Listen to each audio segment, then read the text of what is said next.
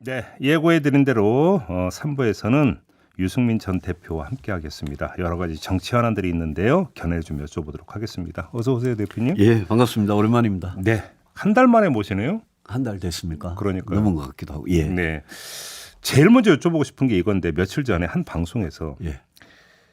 떠날 것인가 남을 것인가를 12월쯤에 선택할 것이다. 예. 라는 말씀을 하셨어요. 예. 왜 12월입니까? 아, 왜 12월이냐? 12월쯤 되면요. 지금 윤석열 대통령이고 이 정부고 또 국민의힘이고 진짜 제대로 된 변화를 할 수 있느냐? 저는 그게 판가름 난다고 봅니다. 그리고 제가 정치하면서 늘 정치 왜 하는지 네. 그 본질을 잊지 않으려고 노력을 하는데 네. 우리 국민의힘이나 윤석열 정권이나 지금 민생 경제 이렇게 어려운데 얼마나 극우 이념 정당으로 가고 있습니까? 그리고 대통령의 오만하고 독선적인 그런 이 정치 스타일 이런 게 전혀 안 박히고 국민의힘은 뭐 대통령이 어떤 인사든 정책이든 어떤 잘못을 해도 아무 소리 찍소리 못하는 정당이 되고 있잖아요. 예. 되었잖아요. 예. 그래서 이런 당이 진짜 변할 수 있느냐, 이런 당이 국민들이 진짜 원하는 그런 세상을 만들 수 있는 그런 정당이냐. 거기에 대해서 제가 정치를 하는 사람이 저도 결심을 해야죠. 그러면 저는 근데 그게 12월까지는 제 그 결심을 끝내야 된다고 생각합니다. 그러니까 12월이라고 하는 그 시기를 딱 보면은 가을 정기국회 끝나고 그다음에 이제 그 정당 모두 이제 선거 체제 이제 정비에 들어가면서 포진이 이루어지는 걸 보면 그렇습니다. 그러니까 당장 이제 공천 관리부터가 어떻게 될지가 이제 가늠이 되니까 그걸 보면 우리 대표님의 정치적 운명도 대충 그러니까 가닥이 잡힌다 혹시 이런 뜻인가요? 아니요. 저 개인의 정치 운명 전혀 관계 없습니다. 그리고 공천은 어차피 1월, 2월, 3월 그때까지 이루어집니다. 저는 오히려 공천에 들어가기 전에 제가 남아 있을 것인가, 여기에서 안에서 변화를 쇄신을 추구할 거냐, 아니면 도저히 희망 없다고 생각하고 나갈 거냐. 공천 이루어지기 전에 결정하는 게 저는 떳떳하다. 그렇게 생각해서 12월입니다. 아, 공천이 이루어지기 전에. 그럼요. 예. 근데 이미 지금 그 지도부 정비는 끝났잖아요, 형식적으로는. 끝났는데 이 김기현 체제로 이 지도부로 총선을 치를 수 있느냐, 거기에 대해서는 우리 국민의힘 식구들도 그렇고 대통령도 그렇고 그거는 지금부터 오히려 고민은 계속된다고 봅니다. 아, 그러면 대표님의 지금 판단은 지금 그 여의도 일각에서는 12월쯤에 뭐 조기 선대위가 되든 뭐가 되든 체제 정비가 다시 있지 않겠느냐라는 예상을 많이 하던데 혹시 그 맥락에서 얘기를 이해를 해도 될까요? 그 선대위고 혁신이고 총선 뭐 기획단이고 이런 거 아무 소용 없습니다. 그래요? 예, 그러면 왜냐하면 포인트는 어디에 있는 거예요? 제일 포인트는 대통령이 당을 계속 공천권을 100% 행사하고 당을 계속 지배하고 장악하느냐 그거 하나 하고요. 그다음에 이 김기현 지도부가 국민의 어떤 민심이 확인됐잖아요, 이번에. 예. 신뢰를 받지 못하잖아요. 예. 이 지도부가 계속 가느냐 아니면 새로운 지도부가 들어서느냐 그래서 진짜 변화할 수 있느냐 그게 포인트지 무슨 여러 거창한 이름의 기구들을 만든다고 변화가 생기지는 않습니다. 그러면 지금 대표님이 말씀하신 그 두 가지를 관통하는 지점 중에 하나가 사무총장 자리일 것 같은데 그럼요. 지금 이만희 사무총장이 됐거든요. 어떻게 그래서 이번에 평가하십니까?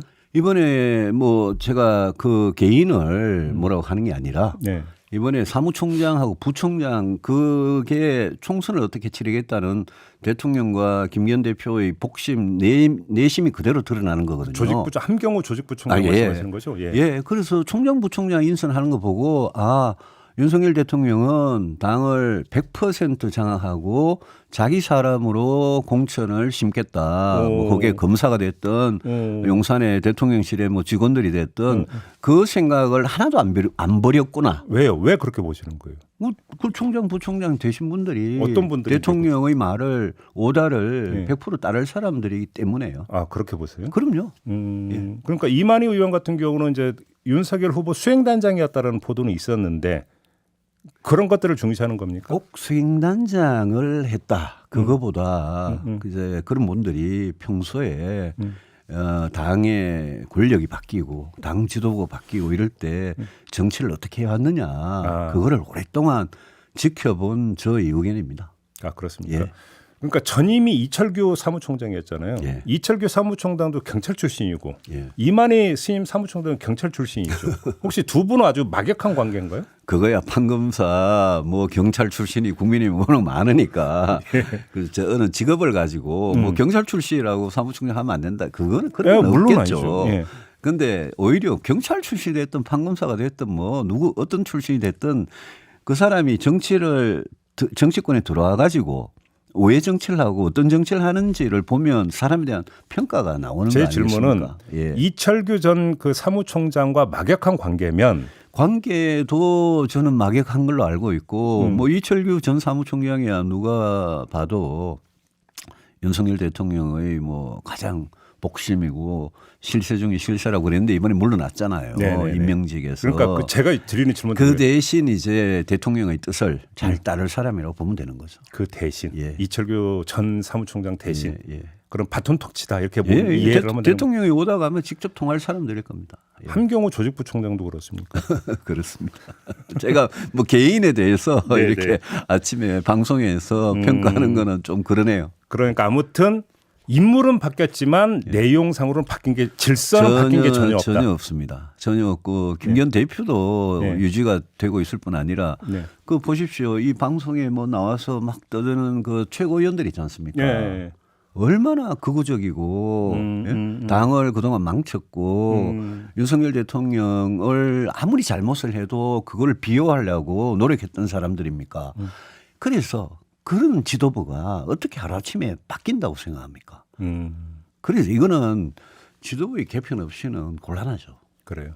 예. 그럼 뭐 혁신이 꾸린다는데 그걸로는 안 되는 겁니까? 혁신을 꾸린들 뭐합니까? 최고 의사결정 권한은 지도부한테 있는 거거든요. 예, 예. 당대표와 최고위원들이 당의 뭐 최고 의사결정 권한을 갖고 있는 거고 혁신이라는 거는 민주당도 혁신해가지고 어떻게 된지 봤지 않습니까?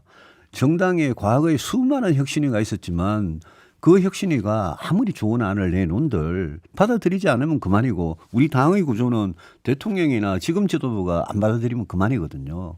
그래서 저는 혁신이 아무 소용 없을 거다. 아무 소용 없을 거다. 예. 김한길 역할론도 나오던데요. 저는 그분이 뭐 대통령하고 가깝다는 이야기만 보도를 통해서 알고 있습니다만은 그분이 어떤 역할을 할지는 잘 모르겠습니다. 다만 네. 그분은 대통령 이 옆에서 지금 국민 대통합위원장 하고 있지 않습니까? 그렇습니다. 우리는 뭐든지 그 본질을 봐야 되는데 윤석열 정부 들어가지고 국민 대통합이 얼마나 잘 됐습니까? 예, 예. 그 국민 대통합위원장 하시는 분이 어떻게 하셨길래 이 국민이 통합 안 되고 이렇게 분열되고 극우, 극자, 뭐 태극기, 개딸 이렇게 진영 싸움으로 나눠 가지고 나라가 두동강이 나고 있습니까? 그거 반성해야 되실 분 아닙니까? 아, 예, 예, 알겠습니다. 그러면 어제 그제 이제 나온 이야기를 종합을 하면 윤석열 대통령이 국민은 무조건 옳다. 비판에 귀 열어라. 이렇게 이제 그 당부를 했다고 하는데 혹시 이것이 이제 어떤 윤석열 대통령의 스타일이나 국정 기조나 이런 것들의 변화의 신호탄 아니냐는 해석도 있던데 어떻게 평가하십니까? 저는 대통령께서 사람이 그 나이에 사람의 본질은 바뀌지 않을 거라고 봅니다. 그런데 대통령께서 또 한편으로는 옛날에 뭐 전광판 안 쳐다본다 그러는데 전광판 가장 열심히 보는 분 같고 여론조사 말씀하시는 예, 거죠? 또 한편으로는 이번 선거 결과에 대해서 서울 수도권의 민심에 대해서 아마 굉장한 두려움을 느꼈을 것 같아요. 이대로 가서 총선에 필패하면 참패하면 어떡하냐 이런 두려움은 갖고 계실 것 같아요.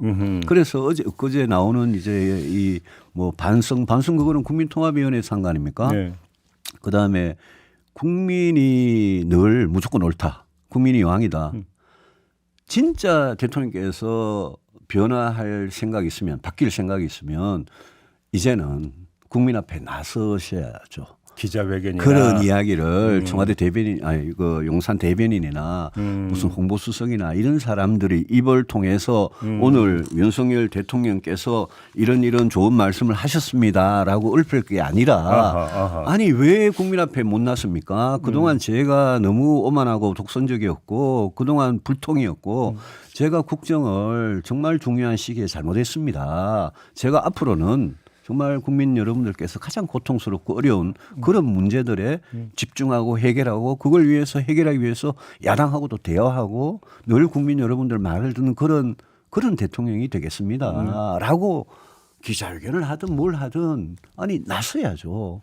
근데 왜 안 나서고 이 중요한 시기에 뒤에 숨어가지고 무슨 홍보수석이 대신 이야기한 거 아닙니까? 예, 맞아요. 그것도 너무나 당연한 이야기 아닙니까? 국민이 왕이죠. 당연히. 알겠습니다. 국민은 옳죠. 이건 어떻게 보세요? 지금 그 대선 때 돌아가면 선대위에 파동이 2번 있었잖아요. 예. 기억하시죠? 근데 이때 그러니까 그 윤석열 후보가 상당히 정치적 처신에 있어서 탄력성을 보여줬다는 평가가 있었어요. 예. 뭐냐면 일단 포용하는 모습, 예. 일단 모습상으로는 그다음에 그러니까 안으려고 하는 모습을 보여줘서 파동을 수습을 했다. 예.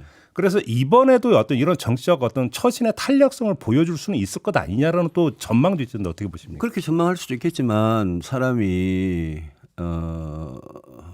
이 대통령 되기 전과 대통령 되고 난 또 이후에 달라진다. 달라지지 않은 변하지 않은 대통령이 잘 없었잖아요.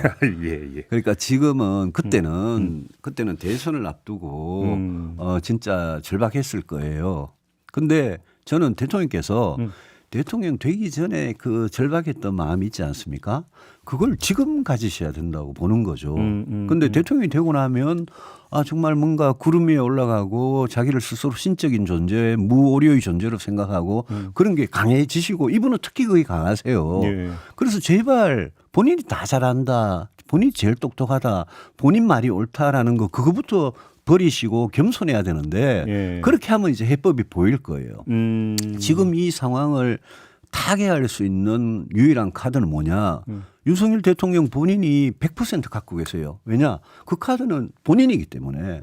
그러니까 본인이 진짜 마음을 먹고 내가 여기까지 잘못했구나. 내가 대한민국 대통령이 돼가지고 이 5년의 황금 같은 시간에 뭘 할 거냐를 지금 그런 게 필요한데 저는 뭐 별로 그렇게 변했으면 좋겠어요. 잘 안 변하실 것 같아요. 그래요. 예.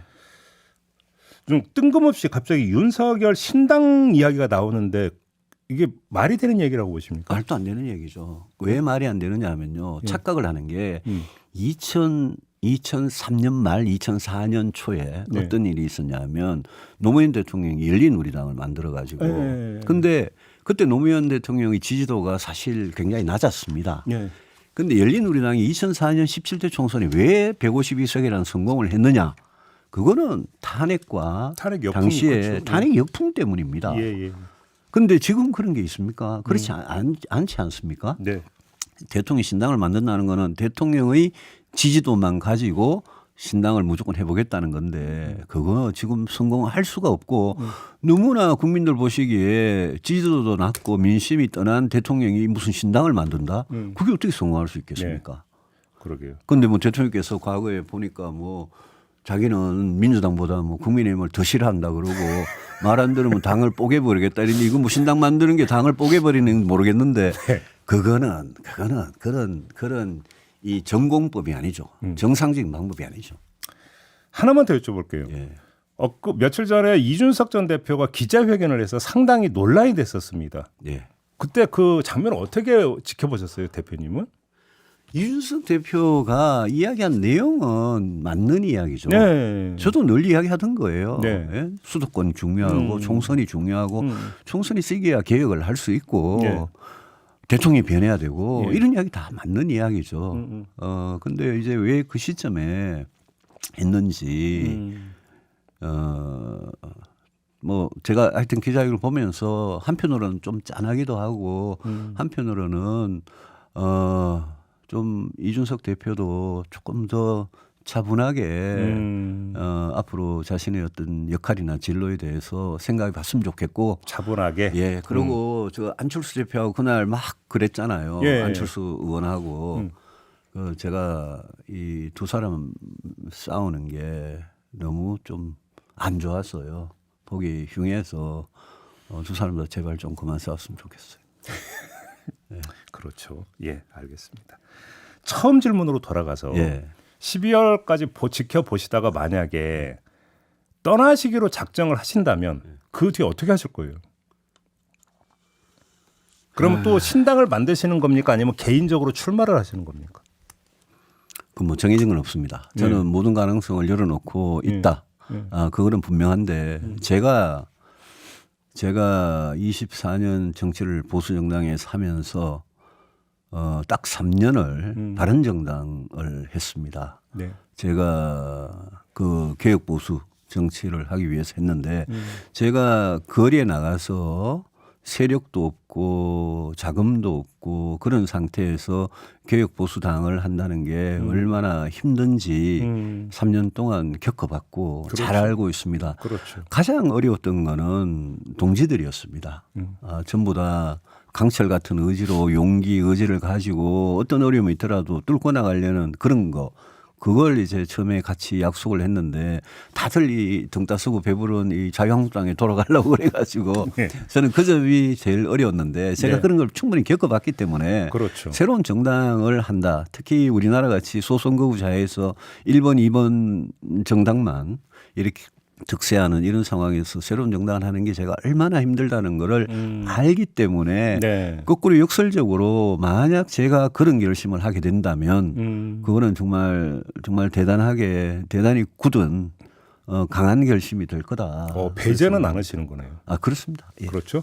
근데 제가 왜 이 질문을 다시 드렸냐면 조금 전에 12월까지 지켜보는 데 있어서 변화해야 되는 사람 딱 한 명 윤석열 대통령이라고 까셨고 예.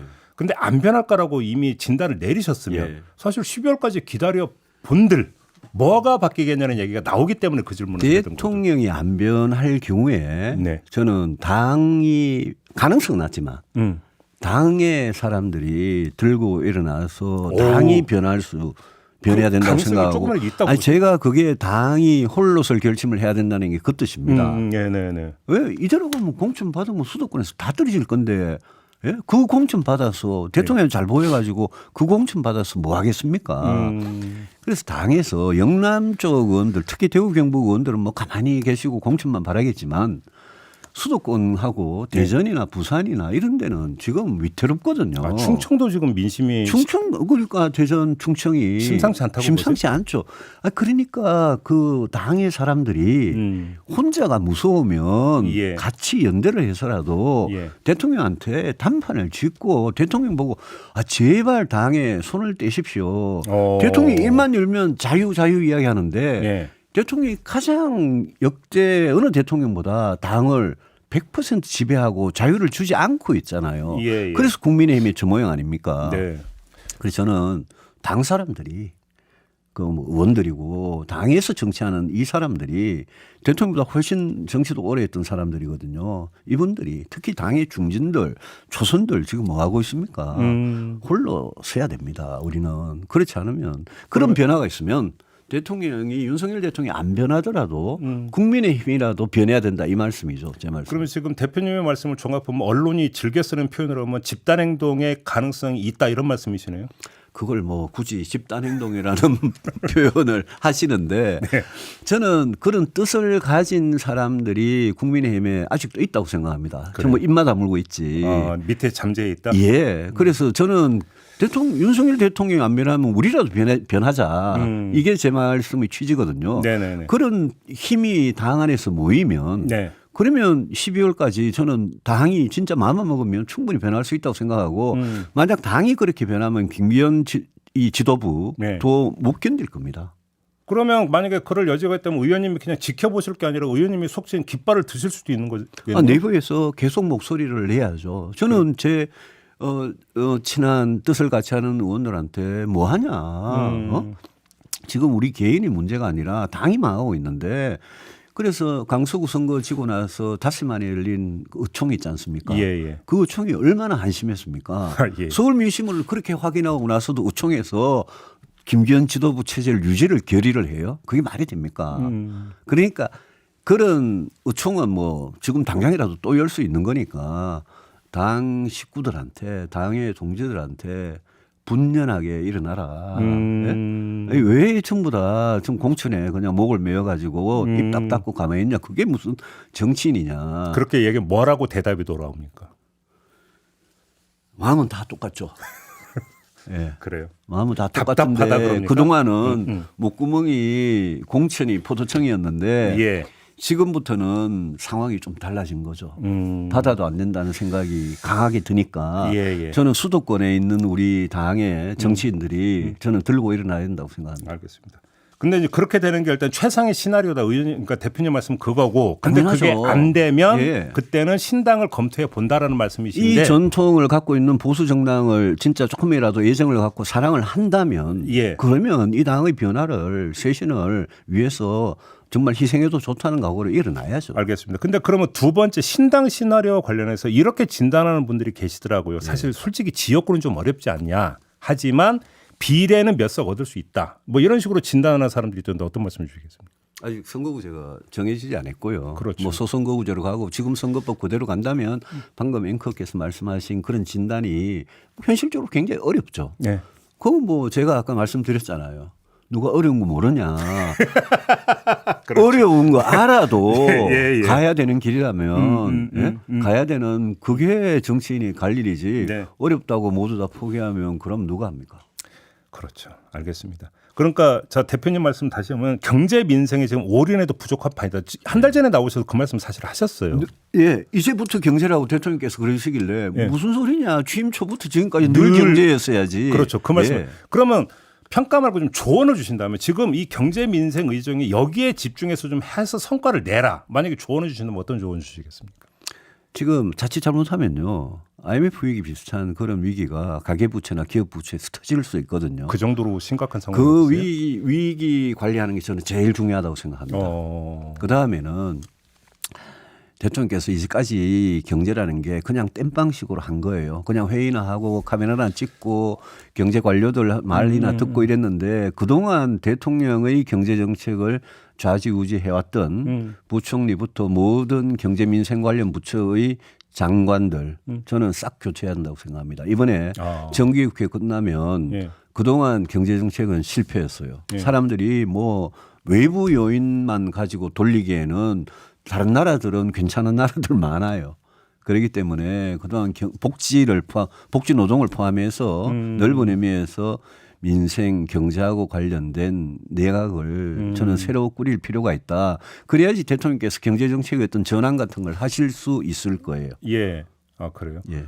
근데 어차피 지금 추경호 경제부총리는 출마할 가능성이 높다고 봐야 되는 거 아니겠습니까? 그 사람 출마할 생각이 있으면 정기국회까지는 뭐 중간에 부총리 교체하기 힘들겠지만 예. 정기국 끝나는 대로 바로 빨리 그만둬야죠. 그래서 그러니까 추경호 경제부총리 출마 때문에 자리를 비운다면 최성목 경제수석이 옮겨갈 가능성이 있지 않나요? 경제수석도 이 상황에 대해서 책임이 큰 사람이기 때문에 저는 용산 대통령실의 경제수석 라인들 예.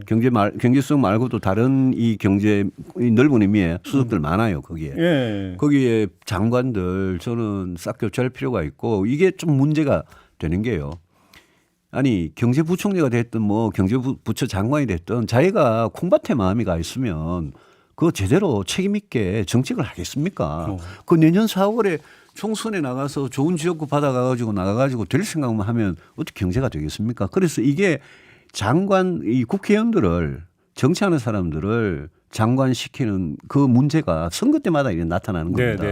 그래서 저는 대통령께서 이번에는 남은 임기 동안 경제 사령탑을 진짜 좀 잘 골라가지고 정책의 어떤 전환 같은 걸 갖고 올 수 있는 사람이면 좋겠어요. 근데 그런 인력풀이 있나요? 또 MB 정권 때 사람들 안에서만 찾으면 없겠죠. 예. 예. 근데 좀 지금부터는 경제부처뿐만이 아니라 이번에 뭐 여가부 다 봤잖아요. 국방부 다 봤잖아요. 대통령께서 그 앞으로 장관으로 쓰실 인재풀을 진짜 좀 넓게 봤으면 좋겠어요. 과거 노무현 문재인 정부에서 일했던 사람들 중에도 괜찮은 사람들이 있고요. 박근혜 정부 때 일했던 사람 중에서 괜찮은 사람이 있으니까 좀 넓게 봤으면 좋겠습니다. 그러니까 결국은 인사가 참 대단히 중요한 것 같더라고요. 인사 중요하죠. 대통령이 자기 혼자 아주 뭐 잘못 알고 있는 설익은 지혜나 지식을 가지고 모든 정책을 좌지우지할 수가 없거든요. 알겠습니다. 진짜 좋은 사람들 우리 5천만 국민 중에 많습니다. 알겠습니다. 시간이 다 돼서 참 아쉽지만 마무리해야 되겠네요. 다음 기회를 또 보겠습니다. 대표님 고맙습니다. 유승민 전 대표와 함께했습니다.